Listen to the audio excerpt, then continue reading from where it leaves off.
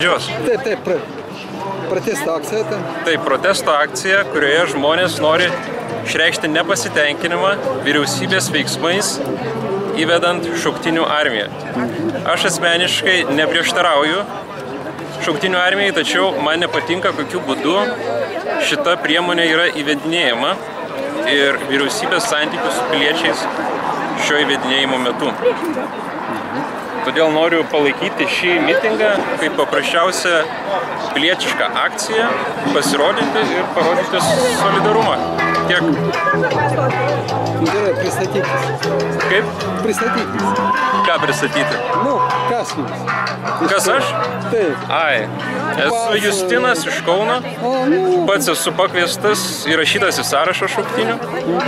Kaip sakau, aš nesu joks priešininkas, tačiau kartu noriu išreikšti savo nuomonę, kuri yra kritiška. Teisingai. Ačiū Jums. Ačiū Jums.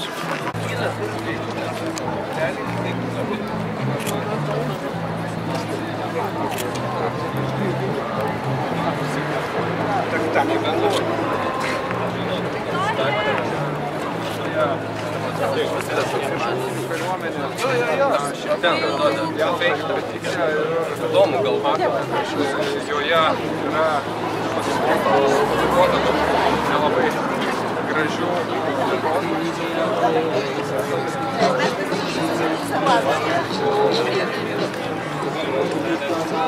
slavinimo iki gyvybių, galima sakyti, čia šeimų darbas, tai ginti yra privaloma pareiga. Ir pats ginčiau, jeigu dabar studijuoju magistrą,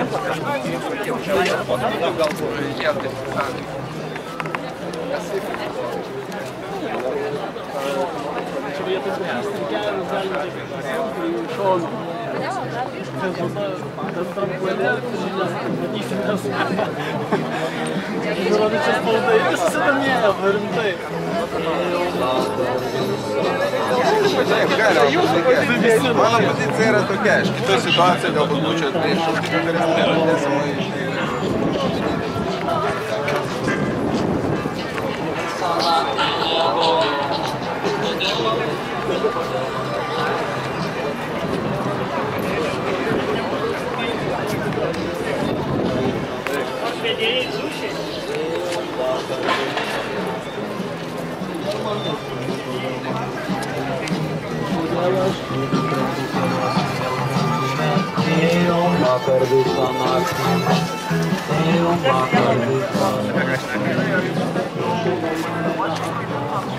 Vedėjai ten jau ruošiasi. Ar 6 minutės? Ne, tai vis tiek pradėkim, žinok, nelygiai. Nelygiai. Tai gal davai nusitęsim tą kadrą? Jeigu... Davai. Jeigu nesugadinsit nieko.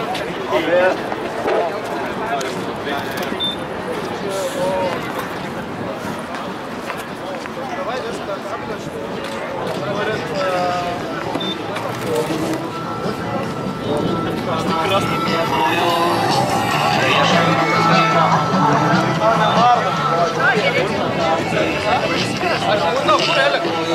Aš nežinau, iš kur jie vedė, aš mačiau, kad jie vedė nuo ten.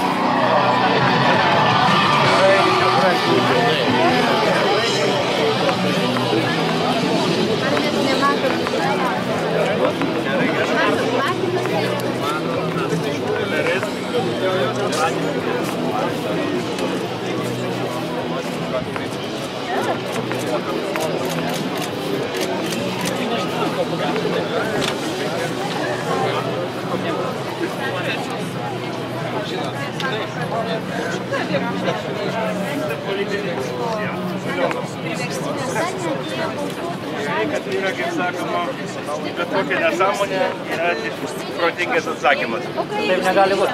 Jos prasmė yra rezervų. Ne, nu jo. Taip negali. Rezervų mūsų. Ne, čia ne visi. Vienas dalykas, kariuomenė egzistuoja kaip atgrasymo priemonė. kokia kariuomenė, kuri negali apginti, abejoja, kažką gali Tai atleiskit, ką reiškia apginti. Sakykime, kai kurių valstybių... Taip, tiesiogiai aš atsakysiu, kad kuo stipresnė bus mūsų kariuomenė, to mažesnė tikimybė, kad mūsų išmės.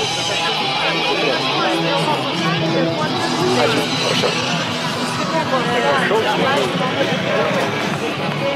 Žinau, kad tiek, kaip sakoma.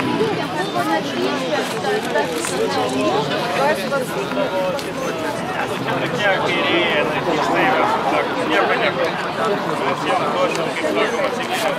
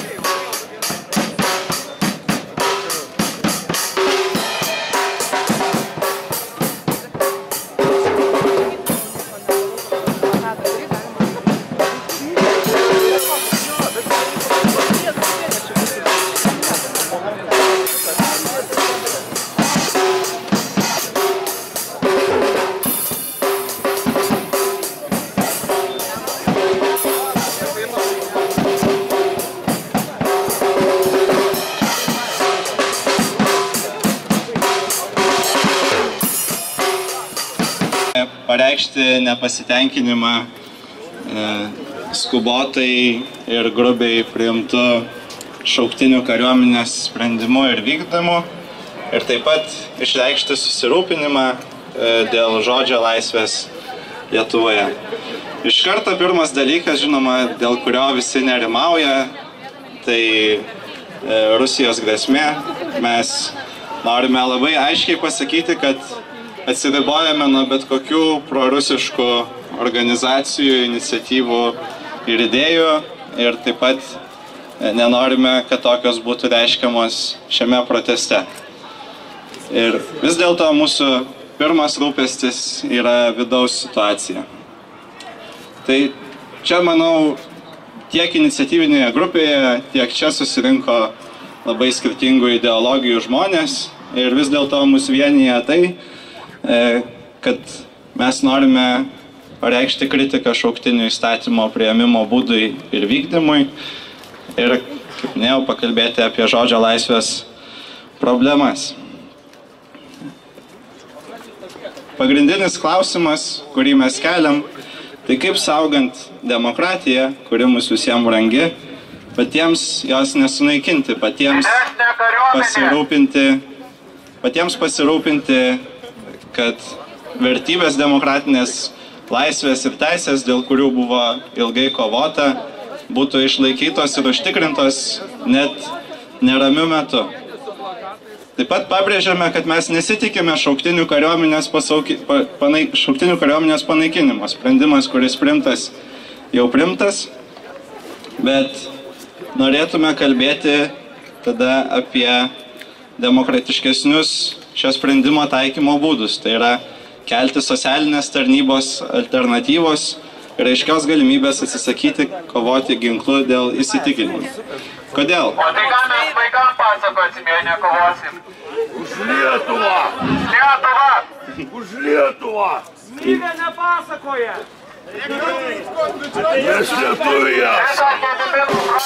Už Lietuvą! Vytautas kovojo už Lietuvą! Mūsų didysis kunigai! Iniciatyvinė grupė tiki, kad saugumas pasiekiamas ne tik ginklu. Saugumas taip pat pasiekiamas per rūpestį vieni kitais, per solidarumą, per bendruomeniškumą, per pagarbą ir pasitikėjimą. Prievarta tarnauti supriešina visuomenę, kaip mes matome, skaldo ją, skatina prasivardžiavimą ir nepagarbą vieni kitiems.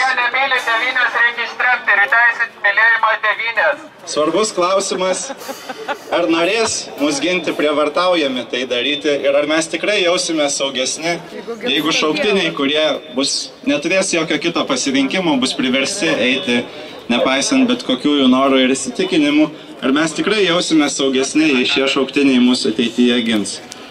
Norime paskatinti nepamiršti, kad Lietuvos nepriklausomybė buvo atkurta ne ginklu, o per taikų solidarumą. Laisvė ir saugumas tai ne prievartos ir cenzūros, o pagarbos ir pasitikėjimo vaisiai. Taigi šiandienos mūsų programa, mes turėsime dar keletą pasisakymų, taip pat gros muzika, toje vietoje nemokamai dalinamas Food Not Bombs arba maisto ne bombų maistas. Raginame visus dalyvius nepasiduoti provokacijoms, laikytis ramiai, taikiai ir pagarbiai, pranešti apie bet kokius trukdžius tvarkos gerbiamiems policijos pareigūnams. Ir tada mūsų šūkis, štai čia už manęs, kiekvienas turi teisę nežudyti, kurį aš norėčiau, kad visi susirinkę pakartotume. Kiekvienas turi teisę nežudyti. Kiekvienas turi teisę nežudyti. Kiekvienas turi teisę nežudyti. Kiekvienas turi teisę nežudyti. Kiekvienas turi teisę nežudyti. Visi turi teisę kalbėti. Iš kur jūs gavot kartonai pinigų?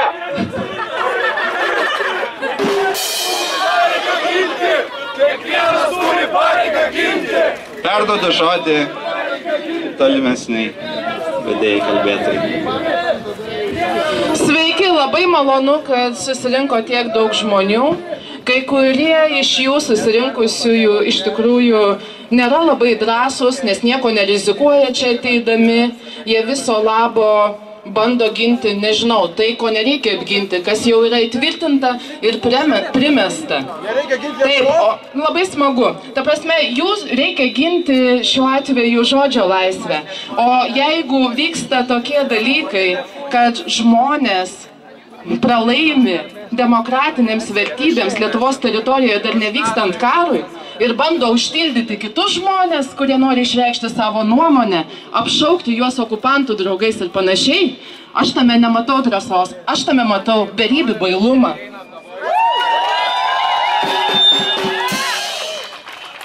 Taip, o dabar norėčiau pakviesti kalbėti žmogaus teisių aktyvistą, Tolerantiško jaunimo asociacijos valdybos narį Artūrą Rudomanskį. Prašau. Ačiū, sveiki, visi čia susirinkę ir tie, kas už šauktinius ir tie, kas prieš šauktinius. Aš atėjau čia, nes noriu pasakyti, kad I am for Russia without Putin. Atėjau čia, kad pasakyčiau Lietuvos valdžiai, nelabai rūpi šalies piliečių ir taip pat jų pačių laisvė šalyje demokratiškai kuriama visuomenė. Atėjau čia pasakyti, nes nusibodo, kad realų gynybos stiprinimą užgožia militaristinė isterija. Mano žinutė visiems pakliuvusiems į militaristinės isterijos gniaužtus - išsilaisvinti. Mano palinkėjimas - siekti būti laisvesniais ir lygiateisiškesniais. Reikalaukime, kad šalies gynybos reforma būtų panaši į reformą, o ne atkartotų 2/3 visuomenės neoliberalistinė filosofija, pagal kurią, kad 2/3 visuomenės būtų laimingi, reikia, kad 1/3 būtų atstumtųjų. Tada man sako, kad aš esu virtuvės ekspertas, politologas, kad nieko neišmanau, juk tokį sprendimą priėmė Valstybės gynybos taryba. O ne, bet ta pati Valstybės gynybos taryba, jos kai kurie dalyviai pasakė tokį dalyką, kad žmogaus teisių klausimai nėra Lietuvos aktualiųjų darbų sąraše. Arba apie tai, kad kai kurias visuomenės grupės net nenori turėti nuomonės. Negana, tada man teškia, kad esame bailiai, verkšlename. Atsakau, stovėjau su maža grupelė drąsių žmonių ir vaivorykštės vėliava prieš neonacijų eitynės. Buvau studijų metu sumuštas neonacijų ir nepaisant to galiu pasakyti, kad neonacijai yra Lietuvos išdavikai. Taip. Neapginkluokime gerių, nes įvyks perversmas. Taip, pripažįstu, yra tarp nepritarančių šauktiniams bailių. Bet tai tie, kurie suprasdami problemą, galėdami čia dalyvauti ir viešai išreikšti savo nuomonę, bijo ją pasakyti visiems viešai. Tai tokie žmonės tikrai yra bailiai.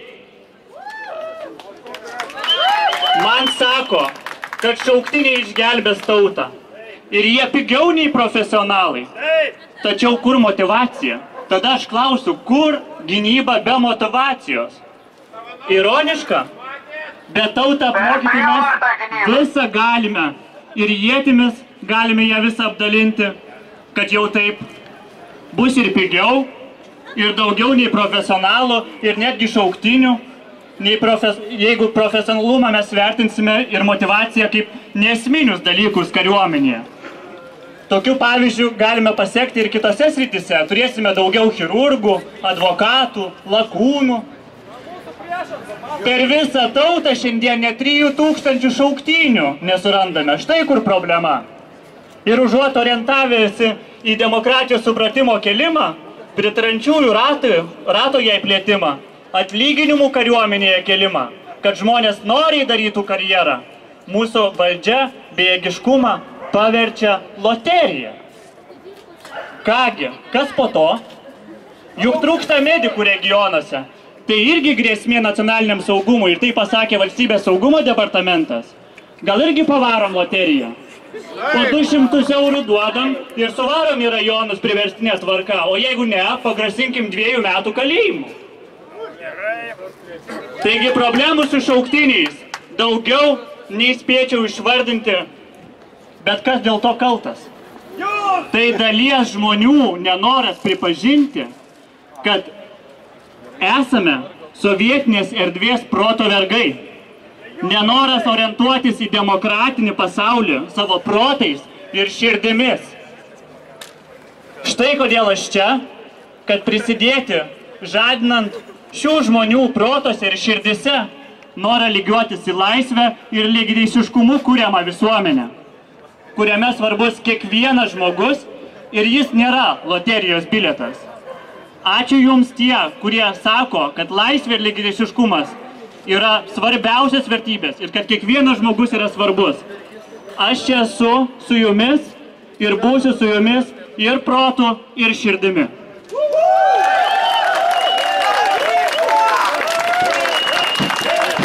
Ačiū Artūrai. Ačiū kitam protestui, gal galite biškį ramiau. Ypač ponas su mikrofonu, nežinau. Kiti kalba, tai leiskite pasisakyti, kai jam ir taip yra sunku, kai šitą nuomonę niekur nėra negirdima. Ir toliau kviečiu Fioklą, menininkę ir žmogaus teisių aktyvistę. Paraikšt tavo nuomonę.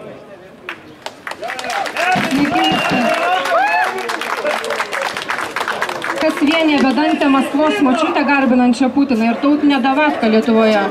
Kas vienė tiesiog iš Kremliaus valdomus Rusijos TV kanalų darbuotojus ir mūsų žurnalistus palaikančius oficialią propagandą ir cenzūrą. Galų gale, kas vienė Rusijos ir Lietuvos žmonės šaukiančius geiropą ir besibjaurinčiais Končitą ir mūsų šalies atstovų bučiniais Eurovizijos scenoje. Atsakymas paprastas. Visus tos įvairiaus plauko žmogienus vienyje racionalus ir giliai įsišaknėjęs paklusnumas ir baugus keliaklupščiavimas prieš valdžią, jos fenomeną.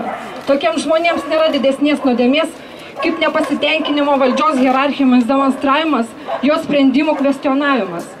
Jos sukausto egzistencinė baimė būdinga taip vadinamiems mažiems žmogeliams.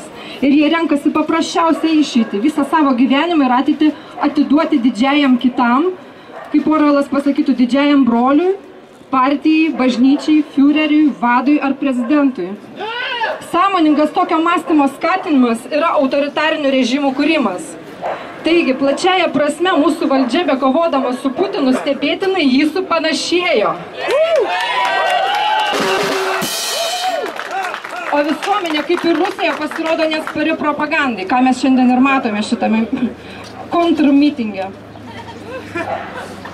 Kaskart viešai iškeldama klausimą apie šauktinių kariuomenės netikslingumą, susidurdavau arba su baugia tyla, arba su grasinimais, gėdinimu ir etikečių kryjavimu.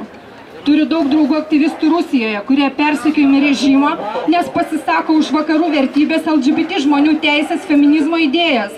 Jų labai mažai ir jie lygiai taip pat terrorizuojami didžiosios ir teisingosios nuomonės apologetų. Moteris feministės Rusijoje šiuo metu kovoja už teisę į abortus, nes lygiai taip pat kaip ir pas mus ketinama juos uždrausti. Pagrindinis motyvas, kad būtų kuo daugiau rusų ir supras, kad daugiau kareivių. Rusija priverstinė karo tarnybą paveldė dar iš sovietinių laikų. Valstybė į savo piliečių žiūri kaip į atsinaujinantį resursą, masę, kurią lengva manipuliuoti ir pajungti savo tikslams. Taip žmonės pradedama žiūrėti ir mūsų šalyje. Pasaulio viltis yra mąstantis laisvas jaunimas, toks, koks susirinko čia į šį antikarinį mitingą. Ir jei Rusijoje būtų daugiau tokių jaunuolių, Putinas neturėtų karių ir nebūtų karo įtampos pasaulyje. Ačiū.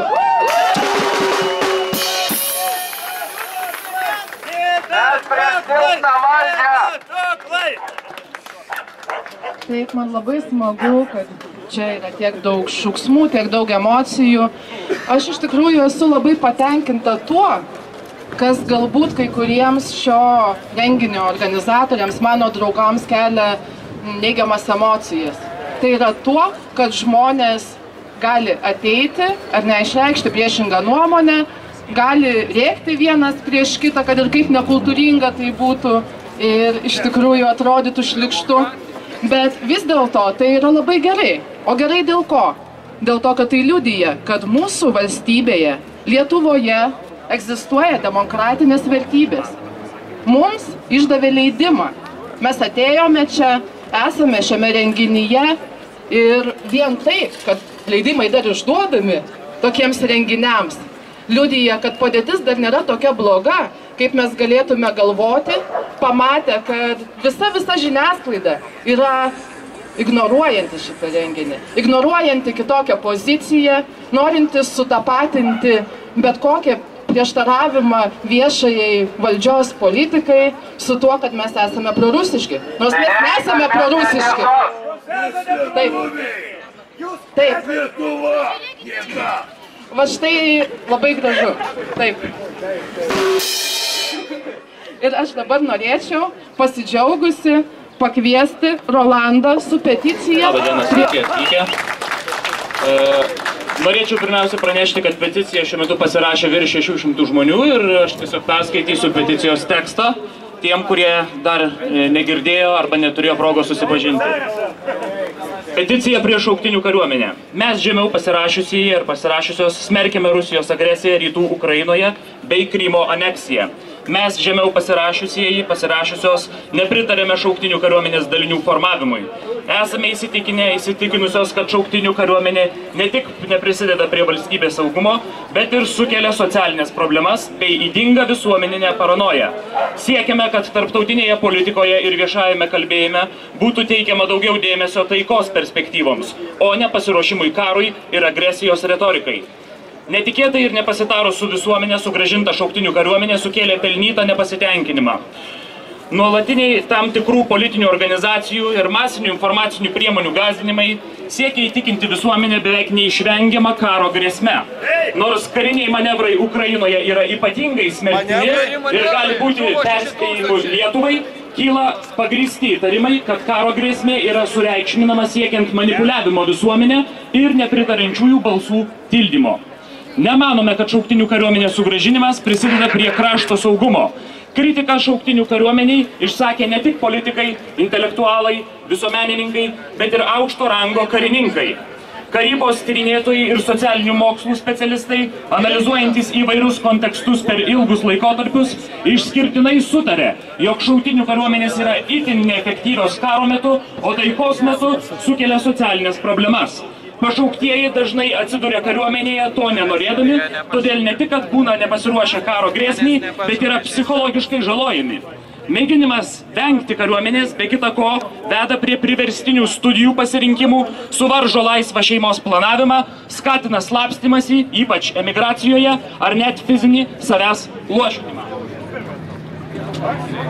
Kyla ir kol kas statistika nepatvirtintų įtarimų, kad šauktinių kariuomenė bus formuojama iš nesaugiausių socialinių sluoksnių. Imamasi panašios taktikos, kaip ir Jungtinėse Amerikos valstijose, kur tarnavimas kariuomenėje nėra privalomas, bet jaunuoliai yra viliojami socialinę apsaugą ir atlyginimu. Viduriniesiems ir aukštiesiems socialiniams sluoksniams priklausantys pašauktieji ras būdų, kaip išsisukti nuo tarnybos, tuo tarpu nepasiturintiems tai padaryti bus sunkiau. Taip socialinė nelygybė dar labiau gali atsikartoti ir kariuomenėje. Manome, kad šauktinių kariuomenės atkūrimas yra veidmainiškas masinės emigracijos sąlygomis. Įstojus į Europos Sąjungą, Lietuva pasižadėjo užtikrinti laisvą asmenų ir kapitalo judėjimą. Valdžios suvestinėms emigracija buvo naudinga atsikratant socialinių problemų. Jos kartu su žmonėmis kėlėsi į Jungtinę karalystę, Airiją, Norvegiją ir Ispaniją. Dabar valstybė, neužtikrinusi emigrantams teisės į orų gyvenimą, kelia grąžinti šiuos išvykėlius, remdamasi pareigą ginti tėvynę. Manome, kad Lietuvos saugumo užtikrinimui besirūpinanti valstybės gynybos taryba, Krašto apsaugos ministerija bei vyriausiųjų ginkluotųjų pajėgų vadė prezidentė Dalia Grybauskaitė privalo skirti daugiau dėmesio taikos ir socialinės gerovės užtikrinimui, o ne rengimuisi kariauti. Kviečiame nepamiršti Lietuvos narystės Europos Sąjungoje ir NATO. Akivaizdu, jog didelio visuomenės nepasitikėjimo sulaukęs sprendimas yra susijęs daugiau su vidinės kontrolės mechanizmų stiprinimu, o ne su valstybės apsauga. Esame įsitikinę ir įsitikinusios, jog alternatyvios šauktinių kariuomenės grąžinimui nebuvo pakankamai apsvarstytos. Esame įsitikinę ir įsitikinusios, jog nenorintys kariauti jaunuoliai neturėtų būti priversti to daryti, nes tai yra itin neefektyvu, strategiškai, socialiai bei psichologiškai žalinga. Dėkui.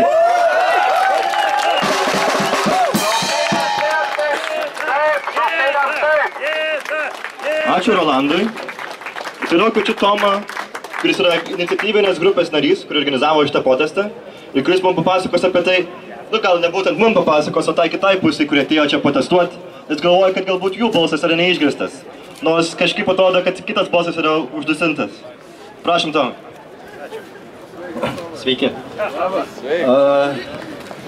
Taip jau išėjo, kad kai platiname pranešimus spaudai apie šį protestą, truputį nusistebėjome, kaip išsiuntus 40 ir 50 leidinių įvairių žiniasklaidos priemonių, tą naujieną įsideda 2 arba 3. Gali būti, kad tam buvo įvairių priežasčių ir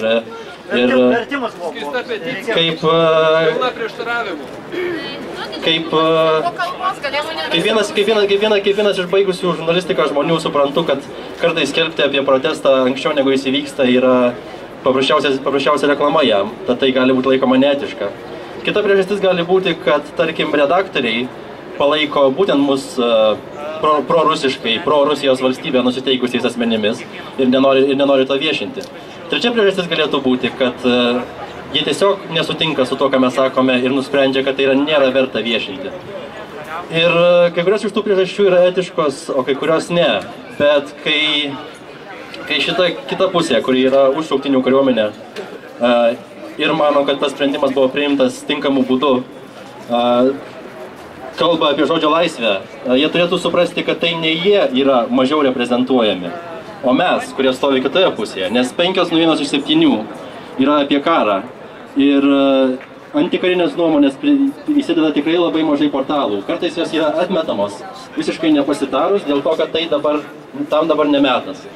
Kadangi dar nėra įvestas karo stovis, įdomu, kam nėra metas. Nes kol dar gyvenam demokratinėje valstybėje, panašu, kad ne mūsų reikalas yra įvedinėti karo stovis. Mes beje jo ir nenorime. Tai man kartais kyla tokių įvairių minčių, kad nemažai žiniasklaidos priemonių nenori šiuo metu pyktis su gynybos biudžetu, kuris bus didinamas ir kuris gali nubirėti ir joms. Ta prasme, kam erzinti kam. Ir šiuo atveju taip pat norėčiau pasidžiaugti, aišku, kad viskas nebuvo taip, kaip galvojame, nes tai, ką dariau iki šiol, tai vien bendravau su žiniasklaida. Atrodo, kad jie iš tikrųjų atėjo į protestą. Gaila tik aišku, kad mūsų nėra tiek daug, kiek mes tikimės, nes vėl atrodo, kad protestas bus reprezentacinis ir skirtas žiniasklaidai. Tad norėčiau pakviesti šiuo protestu nepabaigti šio judėjimo tiems, kuriems tai yra svarbu, ir toliau kooperuotis, kurti darbo grupės, kovai už žodžio laisvę, už žmogaus teisės, prieš nedemokratiškai priimamus sprendimus. Taip pat kviečiu visus pavalgyti maisto ir paskui pasiklausyti muzikos, nes jeigu protestas yra tik tai žiniasklaidai, tai tada jisai nėra iki galo pavykęs. Dėkui.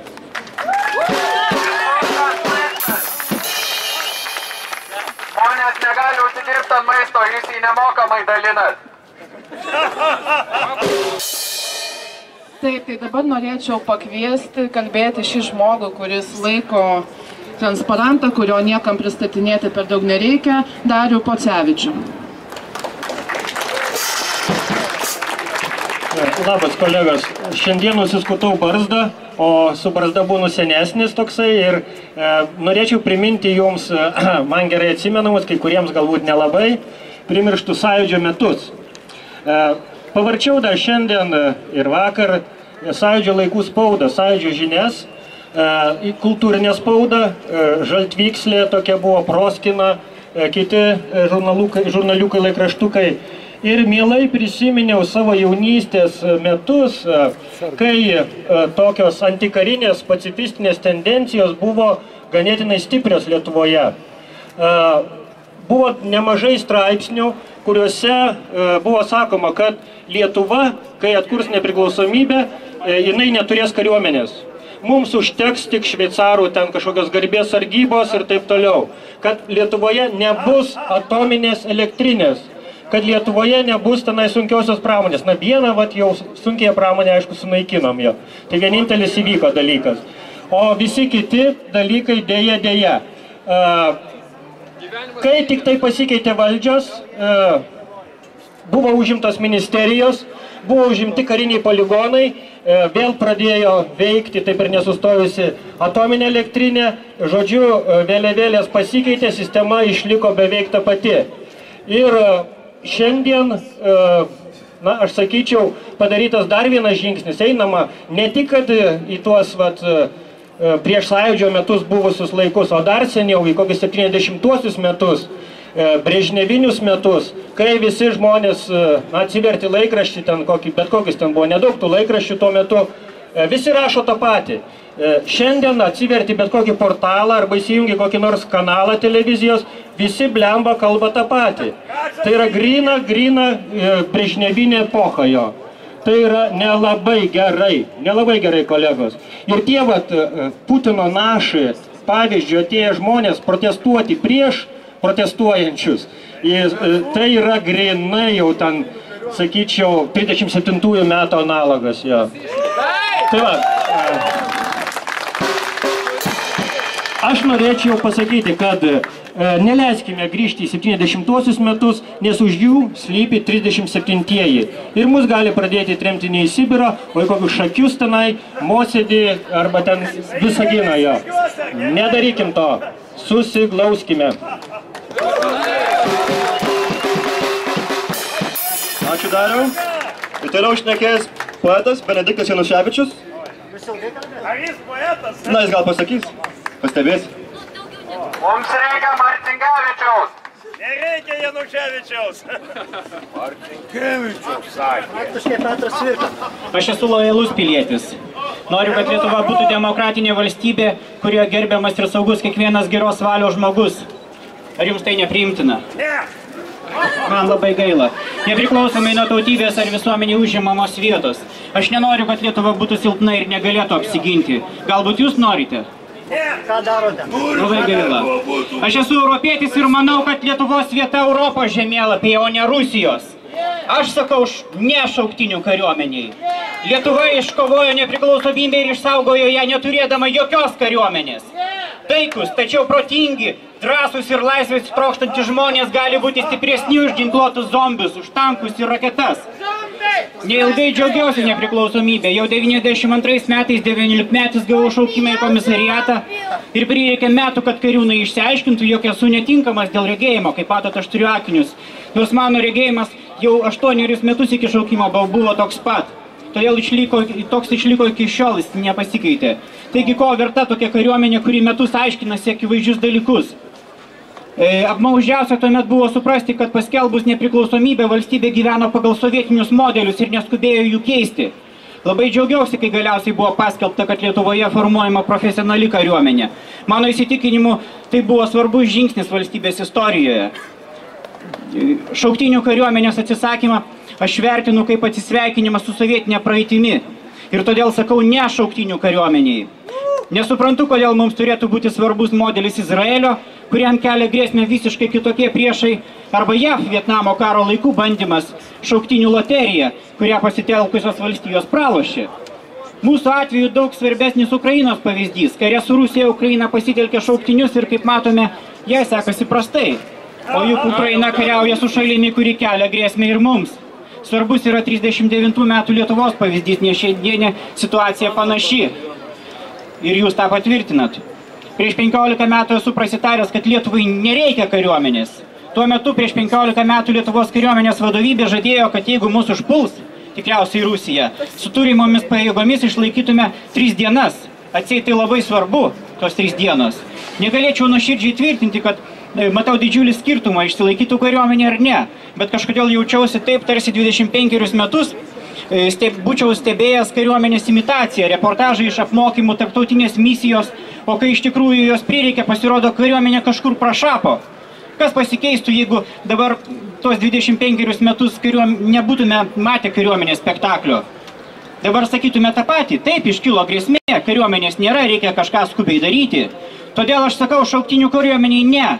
Bėda ta, kad šauktinių grąžinimas atrodo tik spektaklių tęsinys, o nerealus pasirengimas gynybai. Kas garantuos, kad spektaklio dalyviai yra tikri kariai? Kita vertus, kas žiūrėtų spektaklį, kuriame vaidina suvaryti jaunuoliai? O kas drįstų kreiptis į gydytoją praėjusi 9 mėnesių kursą medicinos šauktinių mokykloje, kurią kursantai atrenkami ne pagal gebėjimus, o loterijos keliu?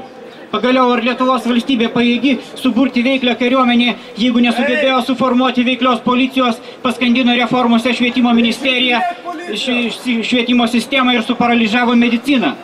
Valdžia ir tėvynė – 2 skirtingi dalykai. Mylėti tėvynę ir ją ginti yra normalu. Aklai garbinti valdžią ir besąlygiškai jai paklusti kvaila. Juolab, kad toji valdžia kursto nesantaiką ir kelia paniką. Juolab, kad toje valdžioje yra keistų žmonių, kurie priima abejotinus įstatymus. Niekas negali garantuoti, ar mus gins užsienio kariai. Jei apgins, tuomet ir bus galima sakyti, kad mus apgynė. Ačiū jiems.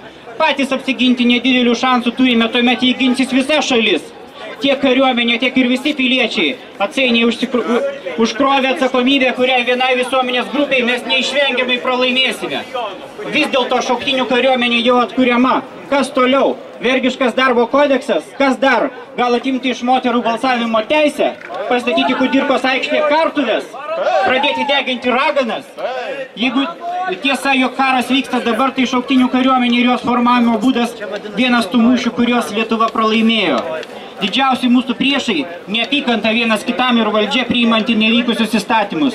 Mes privalome pažaboti, sutramdyti savo neapykantą, balsuoti taip, kad valdžioje dirbtų kompetentingi žmonės ir tik tuomet galėsime bent pabandyti gintis nuo išorės priešų. Jeigu nebus pozityvių permainų, jeigu nesikeisime patys išnyksime be pėdsakų dar šiame amžiuje. Todėl sakau, šauktinių kariuomeniai ne.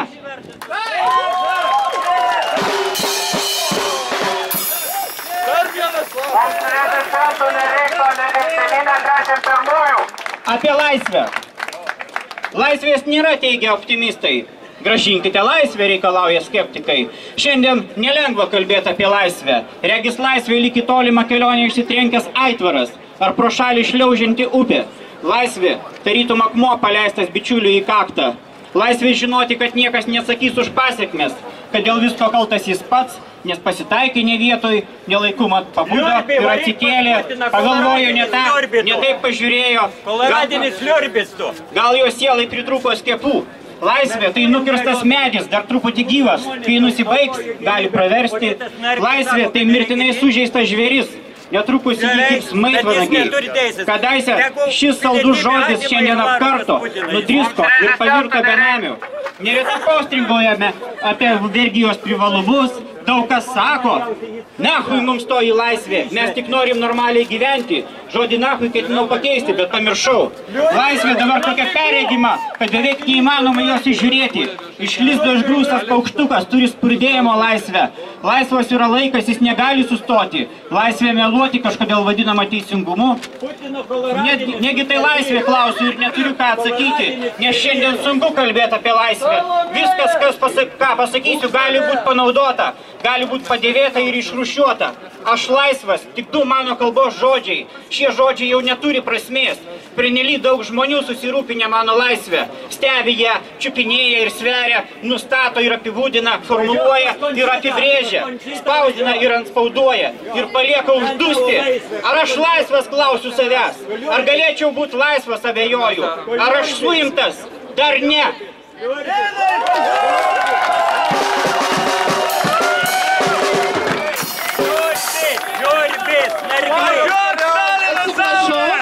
Norėčiau atkreipti dėl bendros tvarkos policijos, kuri užtikrina mūsų ramą renginio eigą, dėmesį į šį pilietį, kuris prieš tai pastumė mano draugą, aš puikiai tą mačiau, ir čia vykdamas trukdė mūsų renginį. Prašau. Atsiprašau. Gerai, dėmesys atkreiptas į jūs. Dabar mes tęsėme renginį ir nepasiduodame provokacijoms, kurios galimai yra užsakytos. Ačiū. Gerai. Taip. Žinoma, būtinai tą padarysime. O dabar aš labai, atsiprašau, aš labai norėčiau dabar tęsti savo kalbą ir kad jūs mane trukdytumėte. Aš turiu tam teisę. Prašom, štai va šių žmonių prašymų, aš dar kartą paprašysiu gražiai elgtis abiems pusėms, nestumdyti vieni kitų, nesikeikti ir mandagiai elgtis. Ačiū. Ir dabar aš norėčiau paskaityti jums savo eilėraštį, kurio nuotaikos, mano manymu, atsitiktinai ar neatsitiktinai sutampa su dabartinėmis Lietuvos nuotaikomis. Aš esu prieš karą, kaip manau, abi pusės čia susirinkusios irgi yra prieš karą, tiesiog kalba skirtingas priemonės. Ir aš dabar norėčiau iš tikrųjų paskaityti savo tekstą ir kad jūs pamatytumėte jį toje šviesoje, kad labai svarbu mums išlikti tokiems, kad dar turėtume ką ginti. Tai yra demokratija. Kada nors mes gyvensim namie ir valgysim žvaigždes ir suvalgysim visas žvaigždes, natas apibarstytas cukrumi. Nukelsim visus žvaigždynus kalbėdami apie meilę ir tiesą ir daugiau naktį nebus kam šviesti. Ir karo nebus, ir šiurpo nebus. 5 dienas tekės baltos upės, mes jas dovanosim vieni kitiems ir gersim vieni už kitus prisiminę motinos pieną. Kada nors mes gyvensim namie. Ir karo nebus, ir šiurpo nebus, o ir mūsų nebus. Nes mes žuvis. Karališkai didelė žuvis, suėdusios savo namus. Ir aš tikiuosi, kad mes nesuėsim savo namų, mes netapsim Putinais be jokių karinių veiksmų, mes neversim žmonių daryti to, ko jie nenori daryti. Ačiū.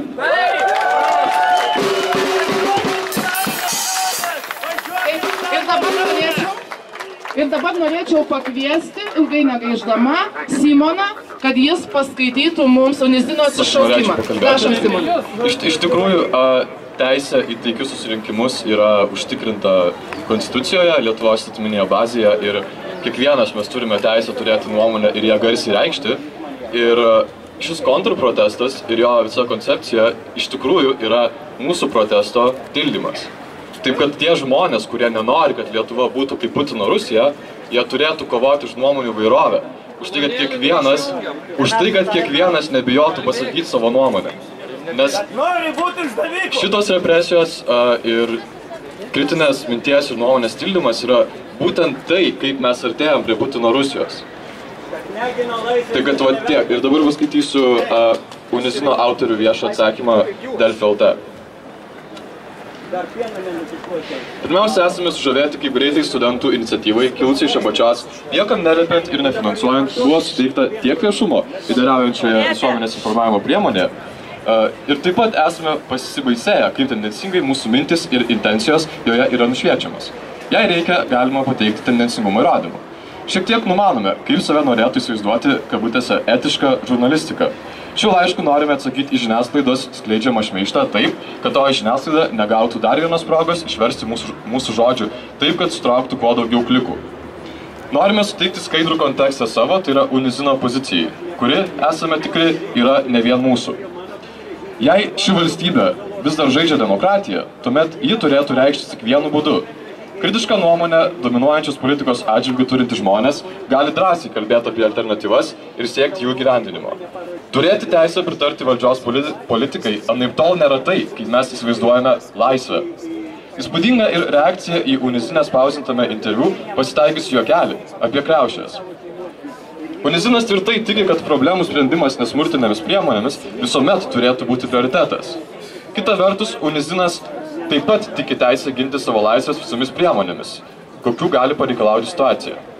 Pirmiausia, pritarėme Food Not Bombs nuomoniai, jog labai svarbu, kad žmonės, pasisakantis prieš karą ir baimės politiką, imtų kalbėtis, rastų vieni kitus ir patys spręstų, kaip kovoti už solidarumą ir nesukarintę saugumą. To ir siekiame.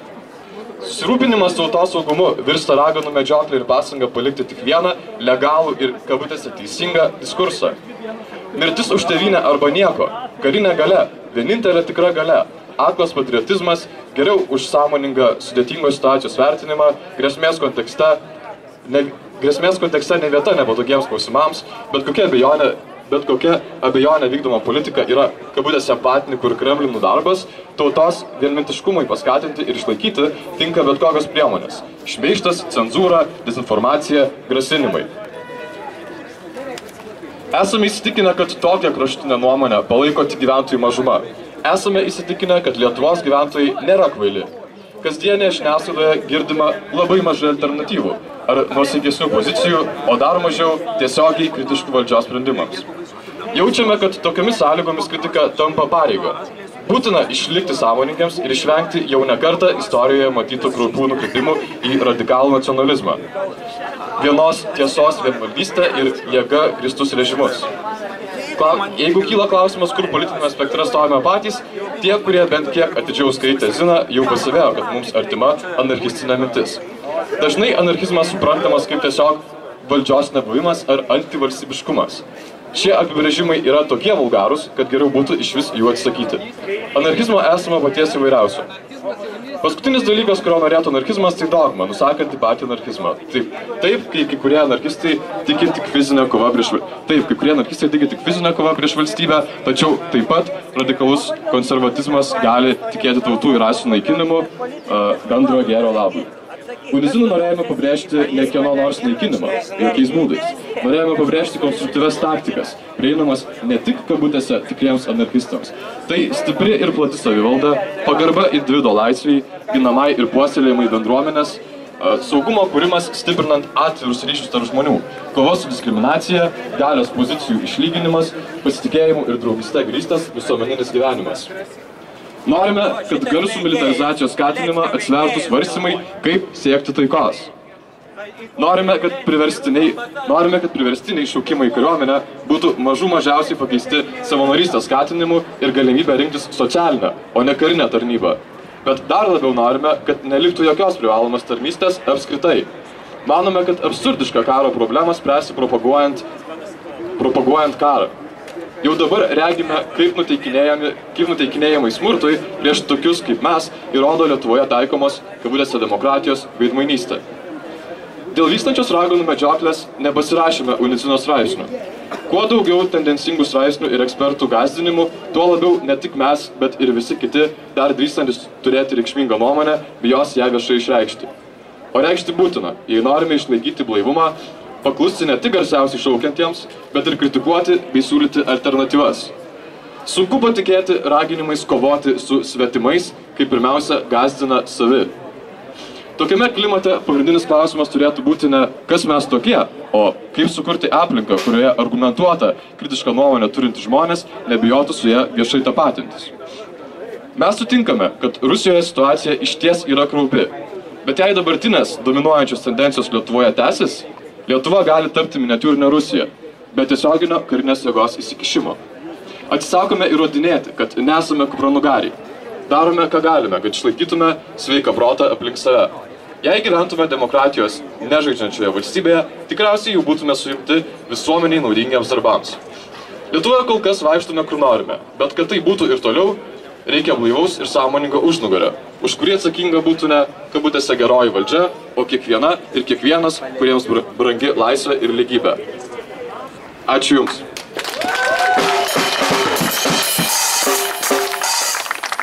Ačiū Simonai, dabar tiesiog Kiprianas pakalbėjo. Sveiki. Gegužės 13 dieną buvo paskelbtas šauktinių sąrašas.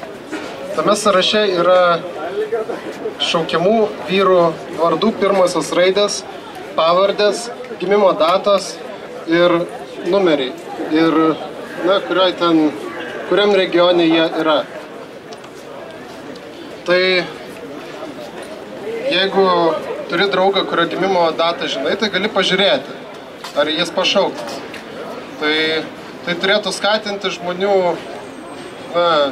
neslėpti, didžiuotis to. Tada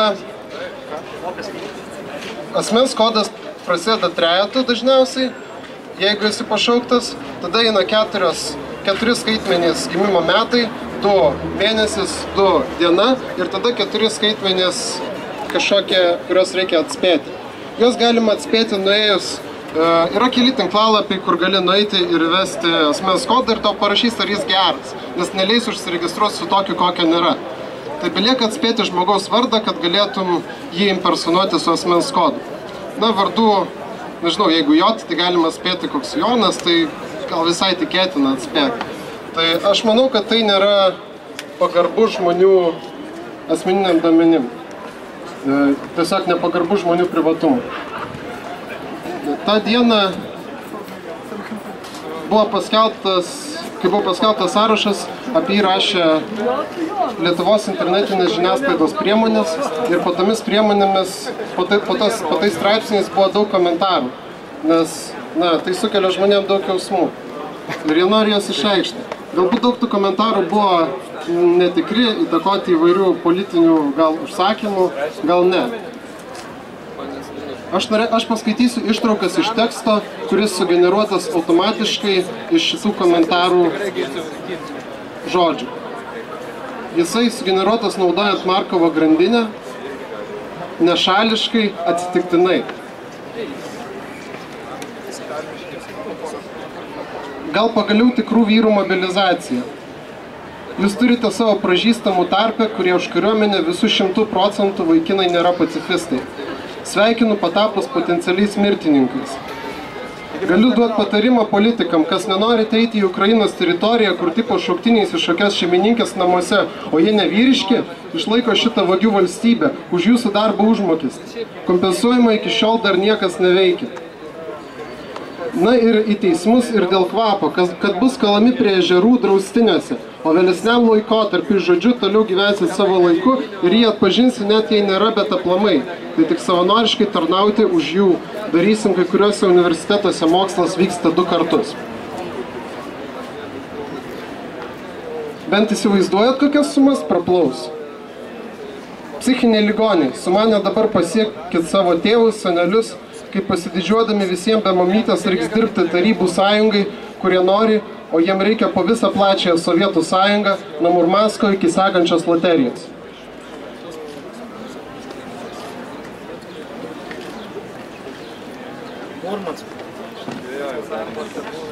Kągi savoje šaly 9 mėnesiai. Yes, laimėjau loteriją. Plius, esu tėvas ir liksite be šitas mechanizmas veikia. Pateikiama per anksti, neįverk. Pasirinkau tarnybą prailginti iki 2 metų su galimu karu. Čia žmonėm gyvenimus griauti.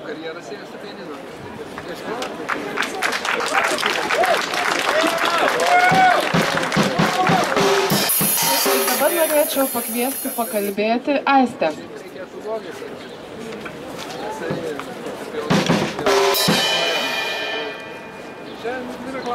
Žiūriu, kad žmonių nuomonė valdžia formuoja kaip iš molio. Ta prasme, visi, atrodo, ką žmonėms be pasakytų, valdžia, ką be pasakytų žiniasklaida, visko jie tiki, nes jeigu tai rašo laikraštį, tai privalo būti tiesa. Jeigu aš tai pamačiau Facebook'e, tai yra tiesa. Tai pasakė seimūnai, jie vagys, bet tai yra tiesa.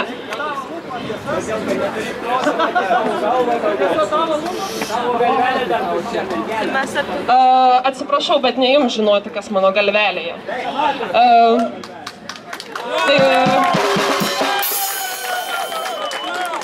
Taip pat iš karto norėčiau duoti atsaką tiems žmonėms, tiek vyrams, tiek moteriams, kurie sako, kad į kariuomenę vyrus reikia siųsti dėl to, kad jie yra nevyriški.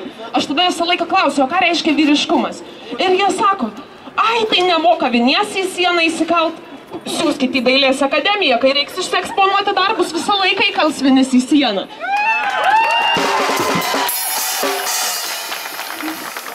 Ir apskritai dar norėjau paminėti tą dalyką, kad įsivaizduokit žmogų, kuris yra menininkas, nesvarbu ar vizualaus meno atstovas ar muzikantas, ir jisai nori stoti į dailės akademiją arba muzikos ir teatro akademiją, ir jam neužtenka balų.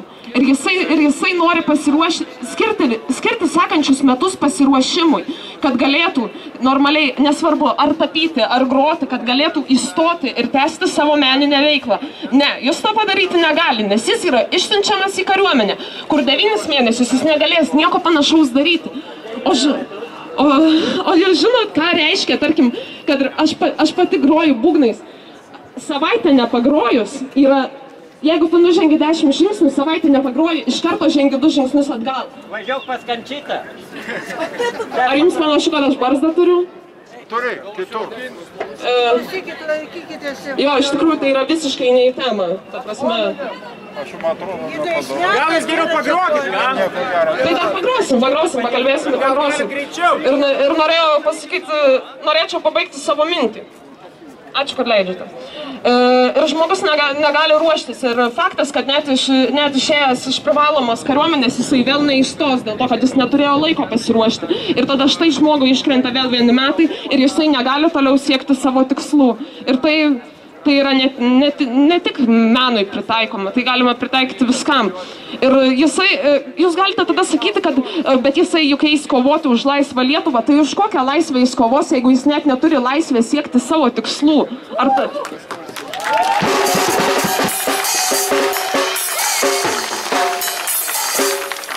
Aš nenoriu niekam prikišti savo nuomonės. Aš noriu tiesiog, kad jūs patys pradėtumėt mąstyti, o ne aklai pasitikėtumėt valstybę. Ačiū. Ačiū, Aistė.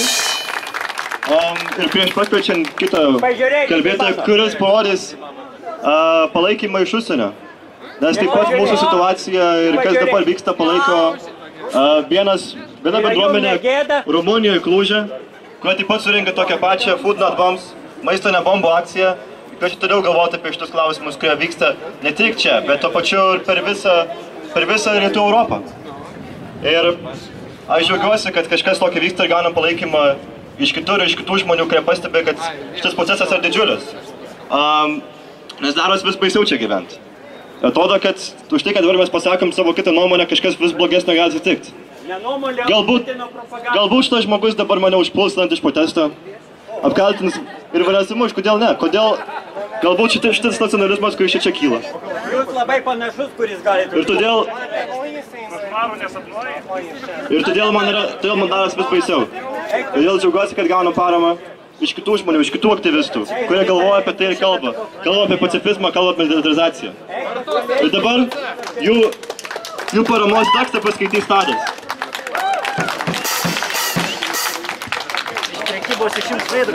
Sveiki visi. Tekstas išverstas iš pirmiausiai rumunų kalbos, paskui anglų. Kaip jau minėjo, mus palaiko Rumunijoje Klužo mieste kolektyvas. Taigi, pirmadienį, gegužės 25 dieną, mes, žmonės Kluže, solidarizuojame su broliais iš Lietuvos, kurie patiria valstybės represijas už pacifizmo propagavimą. Vienam paprastam leidiniui, pasisakiusiam už pacifizmą ir prieš karinę intervenciją, buvo prilipdyta prievartos prieš Lietuvos valstybę etiketę, nes pastarasis nevaragina iš karto pasiduoti Rusijos karinio konflikto atveju. Siekiame atkreipti dėmesį į Rytų Europos militarizaciją. Čia karinis konfliktas Ukrainoje yra naudojamas kaip pretekstas atriekti papildomų pinigų gynybai, atriboti žmogaus teises arba priversti be išlygų paklusti kariniams ir imperiniams JAV arba Rusijos interesams. Vis dar turintys tikėjimo rinkimų sistema turėtų pastebėti, kad nepaisant prezidento ar valdančiosios partijos vado, iš tikrųjų svarbus sprendimai nesikeičia. Rumunija jau 10 metų kaip agresija dalyvauja Irako ir Afganistano karuose, arba, kaip jos kai kas vadina, konfliktuose dėl kabutėse laisvės ir kabutėse demokratijos. Nei viena partija nepraleidžia progos parodyti savo paklusnumą imperialistiniams JAV interesams. Tie, kurie išdrįsta kelti šį klausimą, automatiškai yra kabutėse Rusijos finansuojami arba Rusijai naudingi kvailiai. Binarinė logika su mumis arba prieš mus nedera su demokratijos ir civilizacijos dviejų itin džiugiai linksniuojamų sąvokų vertybėmis. Karinis konfliktas Ukrainoje sukėlė ginklavimosi sūkurį, į kurį esame įtraukiami ir mes. Mus nuolat ragina rinktis vieną iš dviejų pusių – vakarietišką, europietišką, demokratišką arba rytietišką, rusišką, totalitarinę. Atsisakome rinktis kurią nors iš jūsų. Prieštaraujame tokio pasirinkimo logikai. Šmėklos sklando po Rytų Europą. Keičiami karo įstatymai, didinami biudžetai gynybai, net grąžinama šauktinių kariuomenės. Neįmanoma nepastebėti Rusijos agresijos Ukrainoje, bet taip pat neįmanoma nematyti ir JAV vaidmens Euromaidane. Būdų didinti geostrateginę įtaką regione esama įvairių. Maisto nebombo akcija Kluže siekia atkreipti dėmesį į tai, kad šis karas politikų ir jų interesų, o ne mūsų piliečių karas. Ačiū labai.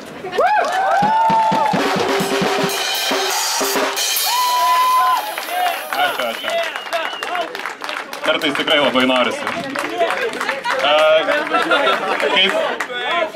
Kaip suprantu, aš esu paskutinis kalbėtojas, tai dabar tęsim su muzika, dar yra šiek tiek maisto likusio, kas alkanas iškart. Ačiū labai visiems atėjusiems.